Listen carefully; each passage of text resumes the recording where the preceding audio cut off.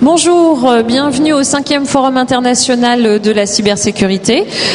Pour cette interview, je suis accompagnée du Dr Virginie Deniau, chargée de recherche en compatibilité électromagnétique, d'ICEM, de l'IFSTAR, Institut français des sciences et technologies des transports, de l'aménagement et des réseaux. Et nous allons parler ensemble, enfin, vous allez plutôt me présenter, le projet européen SECRET, Security of Railways Against Electromagnetic Attacks. Donc, Madame Deniau, pourriez-vous nous rappeler le contenu du projet SECRET et les objectifs en fait visés? Donc, ce projet européen déjà a été proposé en réponse à un appel de 2011, un appel Security, dans lequel était mentionnée la question des infrastructures civiles face aux attaques électromagnétiques. Donc, le ferroviaire, évidemment, constitue une infrastructure critique et civile. Et dans ce projet, effectivement, ce qui est prévu, il s'agit de penser comment une architecture de communication et de signalisation au sein d'un système tel que le ferroviaire pourrait être designée afin d'être résiliente à de l'attaque électromagnétique. Donc il y a plusieurs aspects qui sont traités.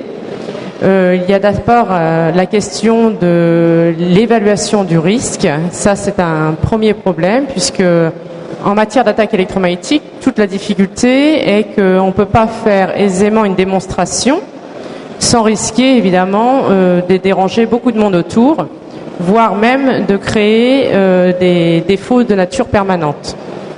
C'est-à-dire de la dégradation de composants, de choses comme ça. Donc il y a d'abord un travail qui est de mettre en œuvre toute une méthodologie pour évaluer l'ampleur du risque en fonction du point qui serait touché par une attaque électromagnétique. Et à l'issue de ça, sont prévus de mettre en œuvre des petites démonstrations qui viendraient évidemment valider la méthodologie d'évaluation du risque.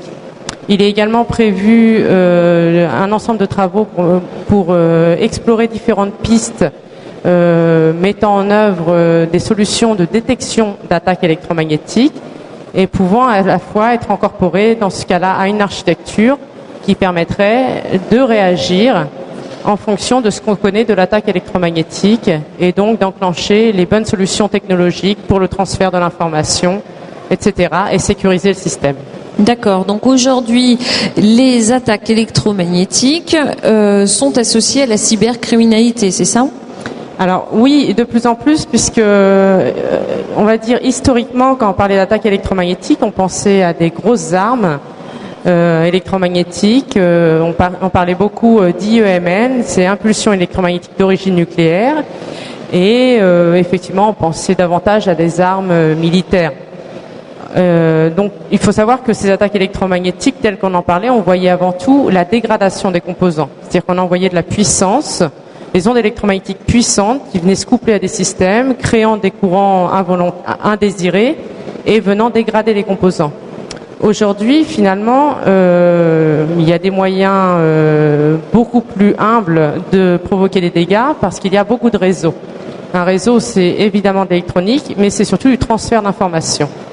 Donc la facilité, c'est qu'aujourd'hui, on peut se contenter de toucher l'information et pas nécessairement le composant qui est en bout de ligne. À partir de là, c'est des puissances beaucoup plus réduites qui sont nécessaires à ça. Et surtout, la plupart des transferts d'informations se font sur des standards, c'est-à-dire des protocoles standardisés. On connaît un certain nombre de caractéristiques, on connaît les fréquences, on sait tout ça. Donc à partir de là, on a besoin de moyens beaucoup plus modestes pour venir toucher le système et corrompre le système. D'accord. Donc pardon. C'est la raison pour laquelle on est proche de la cybercriminalité, puisqu'il est plus aisé de toucher l'information telle qu'en cybercriminalité. Très bien. Donc aujourd'hui, les résultats du projet SECRET en fait sont exploités dans le domaine ferroviaire, mais aussi dans d'autres domaines peut-être, ou le seront-ils ?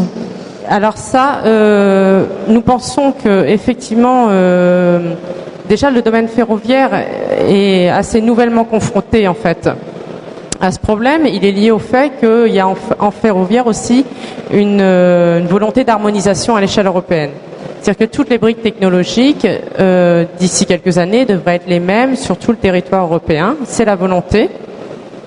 À partir de là, évidemment, mettre en place une attaque ayant une ampleur plus importante et aussi facilitée par l'harmonisation. Donc derrière, effectivement, ce qui est pensé, c'est surtout c'est des solutions qui permettent d'intégrer des solutions de détection, de mettre en place, en fait, d'identifier les principes qu'il faut mettre en place pour avoir des systèmes redondants et permettant de faire en sorte que l'information sécuritaire en particulier provienne bien au destinataire par une solution résiliente derrière à l'attaque. Donc on espère évidemment qu'au moins toute la partie, la réflexion qui se fait sur la façon de détecter une attaque soit des choses effectivement qui puissent être transposables à d'autres domaines. Très bien. Virginie Degnaud, je vous remercie pour cette interview. Je rappelle, vous travaillez à l'Institut français des sciences et technologies des transports, de l'aménagement et des réseaux. Et donc, vous êtes partie prenante dans le projet européen Secret. Merci beaucoup. Merci.